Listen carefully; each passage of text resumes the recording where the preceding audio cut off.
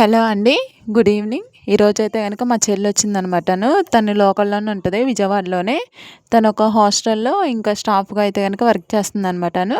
ఇంకా మన రియో పుట్టిన దగ్గర నుంచి అయితే గనక మంత్లీ ఒక 2 ఆర్ 3 టైమ్స్ అయితే గనక వస్తూ ఉంటదనమాటను.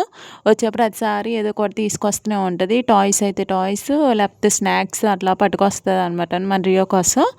ఇంక ఈసారైతే గనక ఇంకా తన కోసమైతే ఫ్రూట్స్ ఇలా గ్రీన్ గ్రేప్స్, ఆరెంజెస్, ఇంకా బనానాస్ అండ్ డేట్స్ అయితే గనక తీసుకొచ్చిందనమాటను. ఇంకా రియో కోసం అయితే గనక.